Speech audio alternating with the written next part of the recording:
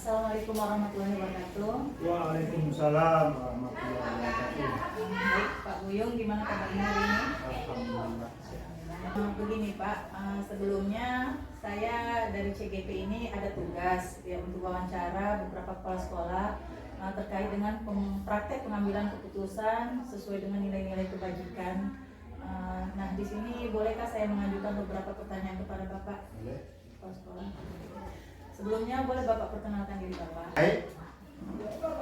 Assalamualaikum warahmatullahi wabarakatuh.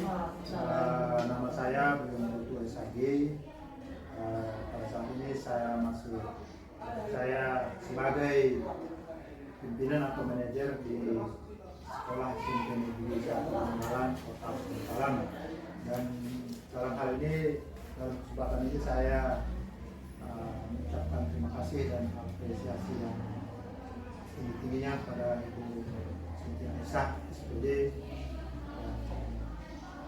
sudah terpilih sebagai calon penggerak, dan mudah-mudahan di sini saya berharap dengan terpilihnya Ibu sebagai calon guru penggerak bisa membawa dampak yang positif untuk perkembangan sekolah pimpin. Amin, ya Allah ya Pak ya, mudah-mudahan kami juga lulus di CGP ini Pak. Baik Pak, nah di sini saya sebagai calon guru penggerak akan mewawancari Bapak terkait dengan pengambilan keputusan sesuai dengan nilai-nilai kebajikan di sekolah yang kita cintai ini. Nah, selama ini Bapak sebagai kepala sekolah, bagaimana Bapak dapat mengidentifikasi kasus-kasus yang merupakan dilema etika atau bujukan moral, Pak? Sebagai seorang kepala sekolah itu yang memimpin di sebuah instansi pendidikan, pasti banyak beragam kasus yang saya hadapi. Baik itu kasus yang dalam hal ini mungkin dua-duanya benar atau ada salah satunya benar dan ada salah satunya salah. Kedua kasus tersebut dapat diidentifikasi dengan benar sehingga tidak ada kesalahan dalam mengambil keputusan. Jadi dalam pengambilan keputusan Bapak akan mengidentifikasi terlebih dahulu gitu ya Pak ya? Ya. Oke, jadi yang kedua nih Pak, selama Bapak menjadi kepala sekolah, bagaimana Bapak menjalankan pengambilan keputusan di sekolah Bapak, terutama untuk kasus-kasus di mana ada dua kepentingan yang sama-sama benar atau sama-sama mengandung nilai kebajikan Pak? Dalam masalah ini ketika ada kasus yang menyangkut masalah dua-duanya benar atau ada salah satunya yang benar, dalam hal ini saya harus melihat dulu konteksnya permasalahannya. Apakah permasalahan itu menyangkut dengan kepentingan perorangan atau individu atau yang menyangkut kepentingan banyak orang. Jadi dalam hal ini, dalam memutuskannya saya harus memperhatikan rasa keadilan, rasa belas kasihan, sehingga dalam mengambil keputusan itu berdampak kepada hal yang baik pada saat ini atau seterusnya. Baik Pak, nah berarti Bapak dalam pengambilan keputusan tersebut harus mempertimbangkan banyak pihak ya Pak ya, agar tidak ada yang dirugikan. Baik, yang ketiga nih Pak, langkah-langkah seperti apa yang Bapak lakukan untuk pengambilan keputusan seperti ini Pak? Langkah-langkah yang saya ambil dalam hal ini, yang pertama saya harus memperhatikan suara hati dan nalar yang harus sejalan untuk memiliki kebenaran yang paling kecil jumlahnya dan manfaatnya besar. Dan dalam hal ini saya juga melihat prosedur, ada 3 prosedur dalam langkah penyelesaian. Yang pertama ada 4 paradigma, itu permasalahan benar dan benar. Yang kedua 3 prinsip, yang salah satunya kepentingan individu dengan kelompok. Yang ketiga ada 9 langkah. Salah satunya mengenali nilai-nilai yang bertentangan. Dalam hal ini saya akan mencari penyebab masalah apa penyebabnya. Sehingga ketika saya dalam mengambil keputusan itu tidak ada yang merugikan saya. Baik Pak, berarti langkah yang Bapak lakukan itu dengan memperhatikan 4 paradigma, kemudian 3 prinsip dalam pengambilan keputusan, dan 9 langkah dalam membuat keputusan tersebut ya Pak ya. Ya. Baik, selanjutnya nih Pak, hal-hal apa saja yang selama ini Bapak anggap efektif dalam pengambilan keputusan pada kasus-kasus dilema etika Pak? Dalam hal ini, dalam penyelesaian kasus pengambilan keputusan yang menyangkut dengan dilema etika, yang paling efektif ketika ada permasalahan itu, langkah yang pertama saya akan menyederhanakan pokok permasalahan itu, sehingga dalam mengambil keputusan tidak ada yang merasa dirugikan dan mudah. Jadi itu kita harus sederhanakan dulu permasalahan. Kedua, saya akan membangun kebijaksanaan caranya mempertimbangkan dari kedua belah pihak sehingga tidak ada permasalahan yang timbul di belakang hari. Baik ya, berarti Bapak nanti akan menyederhanakan pokok permasalahan yang besar jadi kecil, dan Bapak juga akan melakukan kebijakan-kebijakan yang sesuai dengan prinsip-prinsip pengambilan keputusan tersebut. Oke, selanjutnya nih Pak, hal-hal apa saja yang selama ini merupakan tantangan ya bagi Bapak dalam pengambilan keputusan pada kasus dilema etika? Yang menjadi tantangan itu banyak hal. Yang pertama, ketika saya mengambil keputusan, mungkin ada pihak-pihak tertentu merasa kurang puas. Ketika saya ambil keputusan, mereka tidak puas dengan hasil keputusan itu. Dalam hal ini saya akan berusaha memahamkan agar dia bisa menerima keputusan itu dengan ikhlas, dan dia bisa menjalankan keputusan itu dengan baik, serta tetap istiqomah dalam menjalankan keputusan itu. Jadi tidak di dalam musyawarah A, ketika menjalankan hasilnya B. Jadi saya akan pahamkan, saya akan berusaha sehingga dia memahami apa yang menjadi keputusan bersama. Baik ya, dapat saya simpulkan berarti ada tantangannya berupa yang tidak terima lah dengan hasil keputusan, cuman Bapak bisa memahamkan guru tersebut agar bisa menerima keputusan yang terbaik yang Bapak saya ambil. akan berusaha memahamkan. Baik Pak, untuk selanjutnya nih Pak, apakah Bapak memiliki sebuah tata kelola atau jadwal tertentu dalam sebuah penyelesaian kasus dilema etika tersebut? Nah, apakah langsung menyelesaikan di tempat atau memiliki sebuah jadwal untuk menyelesaikannya? Bentuk atau prosedur seperti apa yang Bapak jalankan? Dalam hal ini seperti yang saya sampaikan di awal tadi, ketika ada permasalahannya, kalau itu permasalahannya sederhana yang bisa saya selesaikan pada saat saya akan selesaikan. Dan apabila permasalahan itu membutuhkan waktu atau permasalahan itu besar, maka saya akan buat jadwal. Sehingga ketika dalam memutuskan itu, dalam mengambil kebijakan, tidak salah. Jadi tergantung kasus dan pentingnya kasus itu apa. Jadi kalau mudah saya tidak buat jadwal, tapi kalau itu permasalahan besar saya akan buat jadwal. Nanti terkait dengan kasus yang ringan, apa segera kita selesaikan seperti itu ya Pak ya? Iya. Tidak tergantung jadwal yang kita buat seperti itu. Nah, untuk yang ketujuh nih Pak, apakah ada seseorang atau faktor-faktor apa yang selama ini dapat mempermudah atau membantu Bapak dalam pengambilan keputusan terkait dengan kasus-kasus dilema etika yang selama ini kita hadapi di sekolah ini Pak? Apakah ada yang membantu? Iya. Yang jelas itu pasti Karena ketika kita menyelesaikan masalah, saya tidak bisa menyelesaikan masalah sendiri. Pasti saya akan bermusyawarah, berkomunikasi dengan seluruh warga sekolah, baik itu dengan kesiswaan, wakil-wakil saya, kurikulum, OSIS, kesiswaan, saya akan ada musyawarah. Jadi intinya komunikasi. Dengan komunikasi semua akan mudah. Berarti ada yang membantu Bapak ya untuk menyelesaikan masalah ini terkait dengan stakeholder yang Bapak percayakan untuk dapat menyelesaikan masalah-masalah yang kita hadapi ya Pak ya.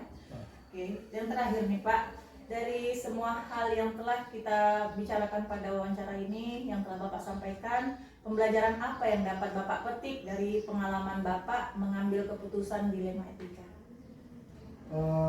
Selama saya memimpin instansi SMP Negeri 1 Penanggalan, ketika saya membuat suatu keputusan, memang kalau kita kerjakan secara bersama-sama semua akan mudah. Tapi kalau kita kerjakan secara individu akan berat dan susah. Jadi intinya dalam mengambil keputusan itu kita harus bersama-sama sehingga tidak terjadi kesalahan-kesalahan yang sama di Baik Pak, terima kasih untuk waktu yang Bapak berikan kepada saya. Nah dari pertanyaan terakhir ini ya Bapak telah menyampaikan bahwasanya harus berkomunikasi dengan semua pihak dan harus mempertimbangkan mana yang terbaik ya Pak ya, untuk kepentingan bersama. Jadi mungkin hanya ini yang dapat kita kita ambil hikmahnya bersama, mudah-mudahan bermanfaat untuk kita ke depannya di sekolah kita yang cinta ini. Amin. Mungkin selama wawancara tadi ada kata-kata saya yang menyinggung atau kurang berkenan di hati Bapak, saya mohon maaf ya Pak ya. Ya, mumpung di bulan puasa juga, saya akhiri dengan ucapan terima kasih banyak atas waktunya dan assalamualaikum warahmatullahi wabarakatuh. Waalaikumsalam warahmatullahi wabarakatuh. Baik Pak.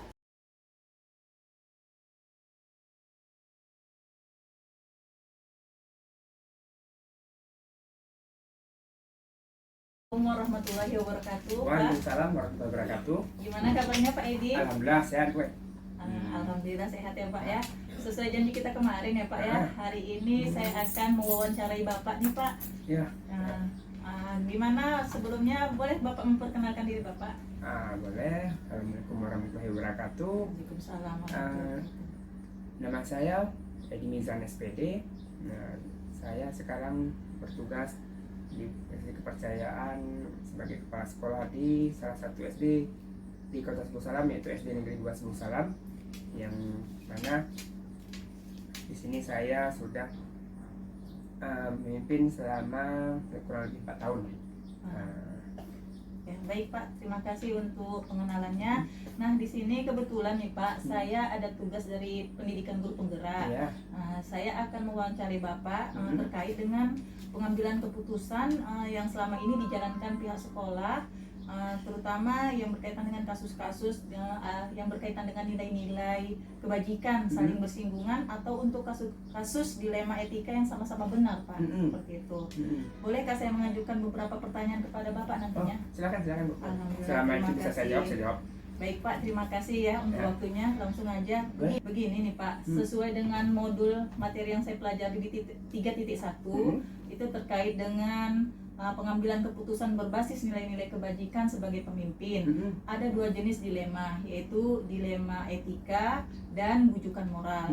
Nah, dilema etika ini merupakan dilema kebenaran lawan kebenaran, sementara bujukan moral itu merupakan kebenaran lawan kesalahan. Nah, kalau menurut Pak Edi nih, selama ini bagaimana Bapak dapat mengidentifikasi kasus-kasus yang merupakan dilema etika ataupun merupakan bujukan moral, Pak? Kalau menurut saya biasanya kalau di sekolah, di tempat saya pimpin ini, kita tetap mengidentifikasi dulu masalah, kita pelajari dulu masalahnya apa, dia kita kelompokkan masuk kemana. Apakah dia masuk ke dilema etika atau masuk ke bujukan moral. Mungkin kalau dilema etika tadi itu sering terjadi di antara guru dan guru. Guru dan guru itu dalam artian ya, saya sebagai kepala sekolah harus memilih yang mana yang bisa dibilang yang benar di antara yang benar. Memang karena dua-duanya itu pasti benar, dua-duanya itu menganggap dirinya itu benar. Itu berbeda dengan bujukan moral. Nah, kalau bujukan moral itu lebih ke mungkin menyangkut ada persinggungan dengan ranah hukum. Nah, itu biasanya mungkin terjadi antara guru datang dengan siswa atau dengan ada masalah sedikit, mungkin itu ada arahnya ke masalah hukum. Tapi kok yang ini kita bahas, ini masalah yang antara guru ke guru, yaitu tadi dilema etika. Itu harus kita kelompokkan yang mana yang lebih benar dari yang benar, karena guru-guru ini pasti tidak ada mau yang disalahkan. Tergantung kita sebagai kepala sekolah, bagaimana kita cara supaya menyelesaikan masalah tapi tanpa ada yang menyakiti antara dua belah pihak. Jangan ada yang merasa dirugikan di kedua belah pihak. Yang ini kita juga tidak kita bela, yang ini juga kita bela, dan ini juga tidak kita salahkan, dan yang satu tidak kita salahkan. Itulah yang sekarang saya lakukan. Alhamdulillah, baik sekali, bagus ya Pak ya. Bapak berarti mengidentifikasi terlebih dahulu, memilih apakah itu termasuk kasus dilema etika atau bujukan moral tadi. Alhamdulillah, baik ya Pak ya. Kita lanjut yang kedua nih Pak. Boleh. Jadi selama ini nih Pak, bagaimana Bapak menjalankan pengambilan keputusan di sekolah Bapak, terutama ini terkait dengan kasus-kasus yang memiliki kepentingan yang sama-sama benar dan sama-sama mengandung nilai kebajikan Pak? Kalau itu masalahnya, kita tetap mengedepankan komunikasi dan koordinasi. Di situ kita akan melaksanakan komunikasi dengan dua belah pihak dengan itu, dan kita juga selalu melibatkan stakeholder ataupun yang pihak terkait di sekolah, baik itu komite sekolah ataupun pengelola sekolah, untuk mencari jalan keluar ataupun titik permasalahannya dan dari masalah yang kita hadapi itu, dan kita yakin setiap masalah itu pasti ada jalan keluarnya. Cuman kita akan mencari jalan terbaik supaya jangan ada yang seperti saya bilang tadi, jangan ada yang merasa dirugikan dari sebelah pihak. Berarti tetap menjunjung nilai-nilai kebajikan tadi ya Pak ya? Tetap kita junjung tinggi nilai-nilai kebajikan tadi, karena guru-guru itu tidak ada yang ingin, pasti arahnya pasti ke yang baik, cuman ada masing-masing beda persepsi kebajikannya tadi masing-masing. Berarti nilai kebajikannya itu seperti apa ya Pak ya? Keadilan gitu keadilan, ya? Kita tetap menggunakan keadilan, tidak ada rasanya kita membela satu guru, mengapakan satu guru, enggak. Kita tetap keadilan itu tetap kita kedepankan, karena dua-dua itu adalah rekan kita. Baik, berarti intinya saya simpulkan di sini Bapak melakukan komunikasi dan koordinasi dengan rekan kerja seperti itu. Rekan kerja juga kita melibatkan pihak-pihak yang pihak-pihak terkait dengan sekolah. Baik Pak, terima kasih. Pertanyaan ketiga nih Pak, langkah-langkah atau prosedur seperti apa nih yang biasa Bapak lakukan selama ini? Itu kalau saya baca dulu masalahnya. Nah, masalahnya itu menyangkut kemana? Apakah itu menyangkut ke sekolah atau itu ada urusan di luar sekolah? Karena kadang-kadang kita guru ini ada masalah di luar ataupun masalah yang sesama dia itu masalahnya yang notabene tidak menyangkut ke sekolah, dibawa sampai ke sekolah. Tapi itu saya harus pelajari itu maksudnya kemana? Apakah itu urusannya ke sekolah atau urusan pribadi? Tapi keduanya tetap nanti kita panggil, kita selesaikan, dan kita ajak berkomunikasi supaya masalah itu cepat selesai. Mana inti tadi harus kita kelompokkan dulu, itu urusannya ada hubungan sama sekolah apa enggak? Ada bersifatnya bagaimana? Berarti Bapak harus memilah apakah itu urusannya terkait dengan sekolah atau bawaan dari luar ke sekolah. Ya, seperti itu. Terima kasih Pak. Kemudian ini yang keempat, hal-hal apa saja nih yang selama ini Bapak anggap efektif dalam pengambilan keputusan pada kasus-kasus dilema etika Pak? Menurut saya tetap mengedepankan koordinasi dengan komunikasi tadi, karena bagi saya komunikasi itu hal yang sangat perlu kita lakukan selama kita berada di sekolah untuk menciptakan keharmonisan di sekolah. Nah, masalah apapun itu pasti ada jalan keluarnya, tapi harus kita komunikasikan dulu. Kalaupun ada masalah yang bersifatnya memang harus diselesaikan secepatnya, kita selesaikan secepatnya. Baik Pak, berarti dapat saya simpulkan di sini Bapak akan mengedepankan komunikasi agar agar semua pihak itu tidak saling salah paham ya Pak ya, Iya. seperti itu intinya. Oke, kemudian yang kelima nih Pak. Hmm. Hal-hal apa saja yang selama ini merupakan tantangan bagi Bapak dalam pengambilan keputusan pada kasus dilema etika Pak? Itu tetap keputusan kita pasti ada tantangan. Iya. Nah, tantangannya dalam artian ya, tidak semua keputusan kita itu akan diterima oleh Pihak pihak lain ataupun yang kedua pihak tadi. Pasti ada merasa, kok Bapak lebih sebelah sama ini sebenarnya. Padahal tidak. Intinya kita tidak pernah berpihak ke salah satu pun. Kita tetap mengedepankan keadilan tadi. Cuman itu tantangan kita memang bagaimana cara kita menyampaikan ke guru tadi, ke rekan kita tadi, bahwasanya ya yang kita lakukan itu, yang kita ambil tindakan itu adalah untuk kebaikan kita bersama. Jangan merasa nanti lebih diutamakan sekolah enggak. Pokoknya itu intinya, kalau si guru itu kita tetap memberikan jalan keluar sama dia. Cuman kalau masalah terima atau nggak terima itu udah namanya juga manusiawi Bu. Nah, kadang-kadang ada yang menerima ikhlas, ada yang merasa nggak puas. Cuman ya mau nggak mau ya kita harus ambil tindakan itu supaya kita tetap menjaga keharmonisan di dalam suasana ruang kantor kita. Ya, baik Pak, berarti dapat saya simpulkan intinya Bapak tantangannya yang Bapak hadapi ini adalah masalah diterima atau tidak diterima keputusan yang Bapak ambil. Iya, kadang ada yang nggak diterima, kadang ada yang diterima gitu. Iya. Jadi tindakan Bapak yang Bapak lakukan itu adalah memberikan pemahaman kepada guru tersebut. Iya, Ya, baik Pak. Oke. Yang selanjutnya nih Pak ya, yang keenam. Apakah Bapak memiliki sebuah tata kelola atau jadwal tertentu untuk penyelesaian kasus dilema etika ini? Apakah langsung Bapak menyelesaikan atau mungkin Bapak memiliki jadwal untuk menyelesaikannya dan bentuk prosedurnya seperti apa? Kalau untuk masalah itu, untuk waktu khusus saya rasa enggak. Nah, kita enggak perlu waktu khusus, cuman kita harus kita tahu dulu, kita pelajari masalahnya itu sifatnya bagaimana, apakah urgent kah, apakah itu bisa ditunda untuk besok.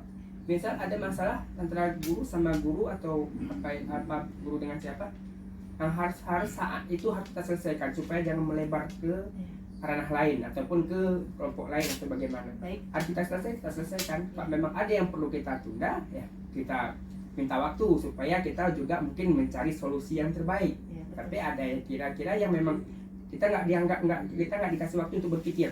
Saat itu harus selesai.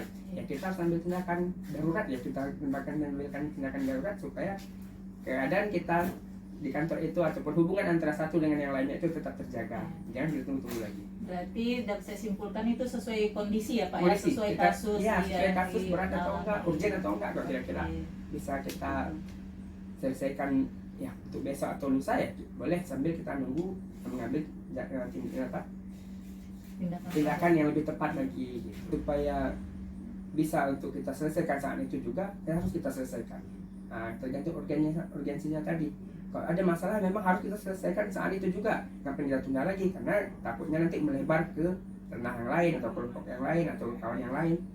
Bisa kita selesaikan, harus kita selesaikan terus. Dan ada juga masalah yang harus kita cari solusinya yang terbaik. Ya mungkin kita minta waktu 1 atau 2 hari, bisa saja, tergantung tadi masalahnya. Kalau kira-kira yang tidak terlalu urgent sekali, yang tidak ada berpengaruh fatal ke tempat dengan keharmonisan ruang kita, ruang guru kita ataupun dengan keadaan kita, ya kita selesaikan dengan dengan tindakan-tindakan yang lebih baik lagi. Nah, kecuali yang saya bilang tadi, yang pertama ada yang urgent, saat itu harus selesai, saat itu saya selesaikan. Ya, baik Pak, jadi intinya tidak ada jadwal ya Pak ya, iya sesuai dengan kepentingannya. Kepentingan kita. Iya, kasusnya itu penting atau istilahnya harus segera diselesaikan, Kita selesaikan. makanya diselesaikan pada Iya, saat itu. betul. Baik, untuk selanjutnya nih Pak, pertanyaan ke-7, adakah seseorang atau faktor-faktor yang selama ini mempermudah urusan Bapak dalam pengambilan keputusan Pak?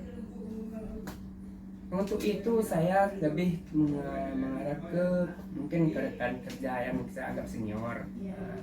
Juga mungkin kadang saya kawan-kawan sejawat yang kira-kira saya anggap mungkin lebih dewasa pikirannya mungkin daripada saya, walaupun saya pimpinan di sini, bukan berarti saya itu udah hebat sekali, saya sudah mampu sekali, enggak. Kita juga butuh orang lain, termasuk yang guru-guru senior di sini. Kalau memang ada masalah, kadang saya panggil ibu itu atau guru itu, bapak itu, saya panggil, saya ajak komunikasi. Bagaimana sih? Ini ada masalah, bagaimana sih kita selesaikan? Dengan ada masukan dengan yang kawan tadi, rekan tadi, saya guru senior tadi. kita kan bisa banyak opsi pilihan untuk melakukan tindakan untuk menyelesaikan masalah tersebut. Baik Pak, ya terima kasih. Berarti intinya Bapak di sini bisa dibantu dengan rekan senior Iya. maupun yang terkait dengan wakil kesiswaan Iya, mungkin ya bisa, Pak ya, jadi ya, dengan stakeholder yang bisa, ada di sekolah bisa saya. Baik, bisa.